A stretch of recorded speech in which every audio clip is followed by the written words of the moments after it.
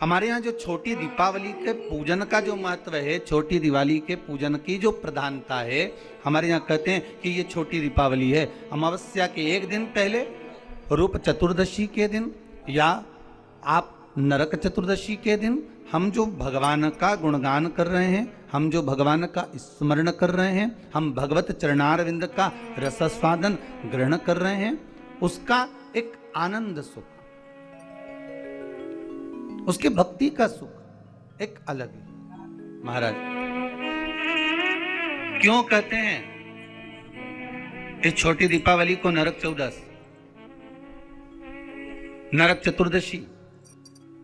क्यों कहते हैं कि कार्तिक महीने में कृष्ण पक्ष की जो चतुर्दशी है वो नरक चतुर्दशी कहलाती है? उसका कारण क्या है? हम सब तो हमेशा सुनते रहे कि यह नरक चतुर्दशी है। घर के बच्चे भी हमसे पूछेंगे माँ नरक चतुर्दशी का मतलब क्या है? तो एक भाषा में तो अभी आशीष जी ने कहा कि नरकासुर का संहार किया भगवान ने, इसलिए नरक चतुर्दशी का वर्णन आ गया।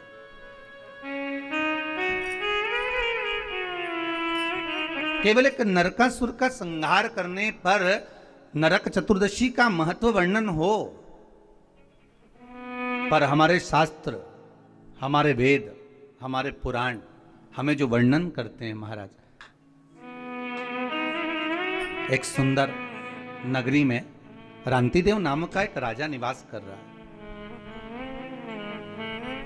बड़ा सुंदर भाव है महाराज उस रांतिदेव का।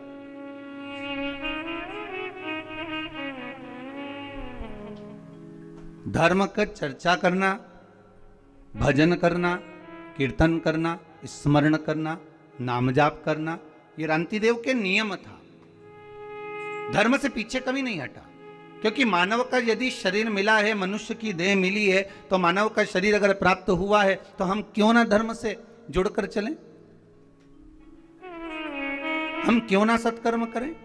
हम क्यों ना भगवत चर्चा करें? हम क्यों ना भगवत स्मरण करें? अगर मानव का शरीर मिला है तो बड़ी मुश्किल से प्राप्त होता है महाराज।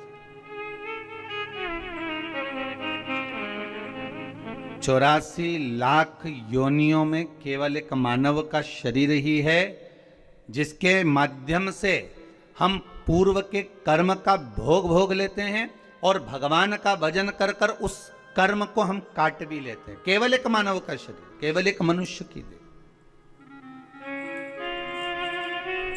आस्था चैनल के माध्यम से जितने श्रोता भाई बहन कथा को श्रवण कर रहे हैं, आस्था चैनल के माध्यम से जितने भाई बहन कथा श्रवण कर रहे हैं, सुन रहे हैं, या फेसबुक यूट्यूब पर इस कथा का रसास्वादन आप ग्रहण कर रहे हैं, तो उसका महत्व समझे कि मानव का जो शरीर मिला बड़ा मुश्किल से मिला है। 84 लाख योनियां महाराज, पत्नी हर योनि में प्राप्त होगी। आप जो बनकर जन्मेंगे वो उस समय पर पत्नी भी मिलेगी। आप जिस योनि में प्राप्त होंगे उस योनि में आपके बच्चे भी होंगे। हर योनि में कुटुंब भी होता है, कबीला भी होता है, पत्नी भी होती है, पति भी होता है, बच्चे भी होते हैं। हर योनि में आपको सब कुछ मिलेगा। खाने को भी प्राप्त होगा, पानी पीने को भी मिलेगा, आपको रहने के लिए कोई क्वार्टर, कोई घर, जहां अस्तबल आदि जिस योनि में हम हैं उसमें कुछ ना कुछ आपको रहने के लिए भी प्राप्त होगा। पर हर योनि में बच्चे भी मिलेंगे, पत्नी भी मिलेगी, पति भी मिलेगा, कुटुंब कबीला भी मिलेगा, भोजन करने को अन्न भी मिलेगा, या अन्न भाग जो आप खा सकते हो वो मिलेगा, पीने के लिए जल भी मिलेगा, रहने के लिए आपको भवन भी मिलेगा।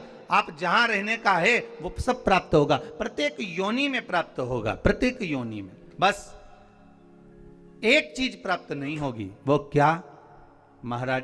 भगवान की सेवा, भजन, पूजन, स्मरण और भगवत नाम की चर्चा। इसलिए कलयुग केवल नाम आधारा और सुमर सुमर नर उतरहि पारा। कली काल में नाम की आधारशिला को रखा, इसलिए कहा केवल एक मानव का शरीर है जो कर्म के भोग को।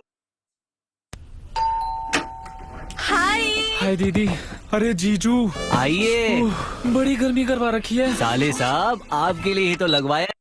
केवल एक मानव का शरीर है जो कर्म के भोग को भोगते हुए, हमारे कर्म के भोग को मिटाते हुए, भोगते हुए भगवत स्मरण की ओर अग्रण्य बढ़ा देता है, आगे बढ़ा देता है, भगवान के नाम की ओर आगे लेकर चले जाते।